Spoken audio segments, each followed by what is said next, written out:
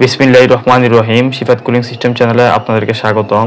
আজকে ভিডিওতে আমরা দেখব কিভাবে ফ্রিজের কম্প্রেসর দিয়ে ফ্রিজের চেম্বার এবং কন্ডেন্সারকে আমরা প্রেসার দিব, সেটি এই ভিডিওতে আপনারা দেখতে পারবেন। প্রথমে আমরা পিছন থেকে যে কভারটি সেটি খুলে নিচ্ছি। খুলে নেওয়ার পর আমরা ফ্রিজের যে নিজস্ব যে কম্প্রেসর, এই কম্প্রেসর দিয়ে ফ্রিজের যে চেম্বার এবং যে কন্ডেন্সার সেটা আমরা প্রেসার দিব। অনেক সময় ফ্রিজ ঠান্ডা হয় না ঠিকভাবে, এক্ষেত্রে যে লিক থাকে চেম্বার বা কন্ডেন্সার, এক্ষেত্রে যাই সমস্যাটা হয়। অথবা ফ্রিজের মধ্যে যদি যে কম্প্রেসরের যে অয়েলগুলো সেগুলো যদি কোনো কারণে যদি ইভাপোরেটর বা চেম্বারে চলে যায়, তাহলে অনেক সময় ঠিকভাবে ঠান্ডা হয় না। তো টেকনিশিয়ানরা ফ্রিজটি ফ্লাশিং করে গ্যাস চার্জ করে। তো গ্যাস চার্জ করার পূর্বে করণীয় চেম্বার এবং কন্ডেন্সারকে আলাদা আলাদাভাবে প্রেসার দেওয়া। তো আমরা এটা ফ্রিজের ডিসচার্জের লাইনটি, সেটা আমরা এখন কেটে নিব। ডিসচার্জ লাইনে আমরা একটি নন রিটার্ন বাল্ব সেট করব। নন রিটার্ন বাল্ব দিয়ে আমরা চেম্বার এবং যে কন্ডেন্সার সেটাকে আমরা প্রেসার দিব। তো আমরা টিউব কাটারের সাহায্যে ডিসচার্জের লাইনটি সেটি কেটে নিচ্ছি। এবং ডিসচার্জ যে লাইন সেখানে আমরা যে লাইনটি কন্ডেন্সারে চলে গিয়েছে, কন্ডেন্সার প্রান্তে আমরা একটি চার্জিং লাইন সেট করব। কম্প্রেসর থেকে যে ডিসচার্জ লাইনটি এসেছিল সেটাতে আমরা নন রিটার্ন বাল্ব সেট করব। সেটার সাহায্যে আমরা চেম্বার এবং কন্ডেন্সারকে আমরা প্রেসার দিব। আমরা এই পর্যায়ে আমাদের যে সাকশন যে লাইনটি, যেটা ইভাপোরেটর থেকে এসেছিল, সেটা আমরা কেটে নিব টিউব কাটারের সাহায্যে। সেখানে আমরা একটি চার্জিং লাইন সেট করব ইভাপোরেটরের যে সাইড সেটা প্রেসার দেওয়ার জন্য। তো আমরা টিউব কাটার দিয়ে সাকশন যে লাইনটি সেটি কেটে নিচ্ছি। সাকশন এবং ডিসচার্জ লাইন আমাদের কাটা হয়ে গেলে তারপরে আমরা লাইনগুলোতে চার্জিং লাইন সেট করে জ্বালাই করে নিব। জ্বালাই করা হয়ে গেলে আমরা তারপর আমরা প্রেসার দিব। এই পর্যায়ে আমরা নন রিটার্ন বাল্ব লাগিয়ে নিচ্ছি ডিসচার্জের লাইনটি সেখানে। এটার সাহায্যে আমরা ইভাপোরেটর এবং কন্ডেন্সার যেটি সেটি আমরা প্রেসার দিব। দেখতে পাচ্ছেন আপনারা। নন রিটার্ন বাল্বের যে নবটি, ভিতরে যে একটি নজল থাকে, এটা অবশ্যই খুলে নিতে হবে, তাহলে যে হিট যেটা এটা বাইরে হয়ে যাবে। তো আমাদের নন রিটার্ন বাল্ব এবং যে চার্জিং লাইন সেগুলো লাগানোর কাজ চলছে এখন। আমরা সাকশন সাইডে আমাদের কাছে চার্জিং লাইন কম থাকার কারণে আমরা একটি নন রিটার্ন বাল্ব সেট করেছি। এটার সাহায্যে আমরা হোস পাইপ দিয়ে প্রেসার দিয়ে দিব। এই পর্যায়ে আমরা ডিসচার্জ লাইন যেটি বা কন্ডেন্সারের যে লাইনটি, কন্ডেন্সার যেটা দিয়ে প্রেসার দিব, সেটা আমরা জ্বালাই করে নিচ্ছি।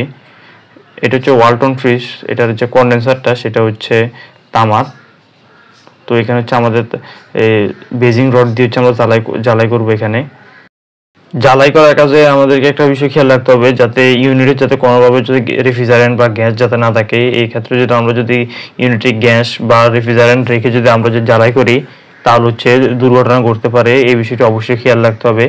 আমরা চার্জিং লাইনগুলো এখানে লাগানোর পর যে এই প্রান্তে যদি আমরা প্রেসার দিই, তাহলে কন্ডেন্সারের যে প্রান্ত শেষ, অর্থাৎ ফিল্টারে যেখানে শেষ হয়েছে, আমরা ওই প্রান্তটি আমরা ব্লক করে দিব।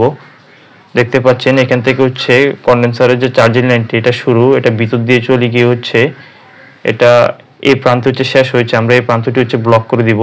তাহলে আমরা ওই পাশে দিয়ে প্রেসার দিলে প্রেসারটি আটকে থাকবে। তাহলে কোনো লিক রয়েছে কিনা আমরা এটা বুঝতে পারবো। সেম ইভাপোরেটরের ক্ষেত্রে একই নিয়ম। আমরা ইভাপোরেটরের যে লাইনটি ক্যাপিলারিটি, এটা এই প্রান্ত এই প্রান্তটি আমরা ব্লক করে দিব। তাহলে আমরা ইভাপোরেটরে কোনো লিক রয়েছে কিনা সেটা আমরা বুঝতে পারবো। আমাদের চেম্বার কন্ডেন্সারে নন রিটার্ন বাল্ব, চার্জিং লাইন এবং হোস পাইপ মিটারগুলো সেট করার কাজ শেষ। আমরা ইউনিটের যে চেম্বার এবং কন্ডেন্সারকে এখন প্রেসার দিব। আমরা কম্প্রেসরটি দেখতে পাচ্ছেন চালু করে নিয়েছি। তো আমরা নন রিটার্ন বাল্বের মাথায় আমরা হোস পাইপটি সেট করে নিব। সেট করার পর আমরা প্রথম ইভাপোরেটর বা চেম্বার যেটা, সেটাকে আমরা প্রেসার দিব। তো আমাদের এটাতে আমরা 200 PSI, 150 থেকে 200 PSI আমরা প্রেসার দিব, বেশি দেওয়া যাবে না। দেখতে পাচ্ছেন এটা প্রেসার উঠছে উপরের দিকে, গ্যাজের যে কাটা। এটা আমরা 200 PSI ইভাপোরেটর বা চেম্বারের ক্ষেত্রে আমরা 200 PSI প্রেসার দিব। প্রেসার দেওয়ার পর আমরা শ্যাম্পুর পেনা দিয়ে ভালোভাবে দেখব যে আমাদের যে জয়েন্টগুলো সেগুলোতে কোনো লিক রয়েছে কিনা। এটা আমাদের 200 প্রেসার দেওয়া মোটামুটি শেষ। তো আমরা এটা যে বাল্বটি সেটি লক করে নিব। লক করার পর হচ্ছে এই যে হোস পাইপটি সেটি হচ্ছে আমরা খুলে নিব। এবার হচ্ছে আমরা কন্ডেন্সার সেটি হচ্ছে আমরা প্রেসার দিব। কন্ডেন্সার হচ্ছে আমরা 300 psi হচ্ছে আমরা প্রেসার দিব কন্ডেন্সার। প্রেসার দেওয়ার পর অবশ্যই খেয়াল রাখতে হবে যে কোনো লিক রয়েছে কিনা, এটা শ্যাম্পুর বোতল দিয়ে হচ্ছে ভালোভাবে দেখতে হবে। কন্ডেন্সারটি হচ্ছে আমরা এখন প্রেসার দিচ্ছি। কন্ডেন্সারটি হচ্ছে প্রেসার উঠছে মোটামুটি শেষ পর্যায়ে। কন্ডেন্সারটি প্রেসার দেওয়া শেষ হয়ে গেলে আমরা সেটি হচ্ছে যে বাল্বটি সেটি হচ্ছে আমরা লক করে নিব। লক করার পর হচ্ছে আমরা ভালোভাবে দেখব যে কোনো স্থানে হচ্ছে লিক রয়েছে কিনা। আমরা বাল্বটি হচ্ছে লক করে নিচ্ছি। এখন হোস পাইপটি খুলে নিব। হোস পাইপ খোলা হয়ে গেলে তারপর আমরা ভালোভাবে হচ্ছে শ্যাম্পুর ফেনা দিয়ে দেখব যে কোনো লিক রয়েছে কিনা। এভাবে হচ্ছে আমরা একটি ফ্রিজের চেম্বার যে কন্ডেন্সার সেটা হচ্ছে আমরা প্রেসার দিব। যদি প্রেসার কমে তাহলে হচ্ছে যেটি প্রেসার কমে সেটি হচ্ছে আমরা হচ্ছে যদি কন্ডেন্সার প্রেসার কমে কন্ডেন্সার হচ্ছে আমরা চেঞ্জ করে দিব। আর ইভাপোরেটর বা চেম্বার যদি প্রেসার কমে সেটা হচ্ছে বাধাই করতে হবে। নতুন নতুন ভিডিও পাওয়ার জন্য আমাদের চ্যানেলটি সাবস্ক্রাইব করে রাখুন। ভিডিওটি শেষ পর্যন্ত দেখার জন্য অসংখ্য ধন্যবাদ। ভালো থাকবেন। আল্লাহ হাফেজ।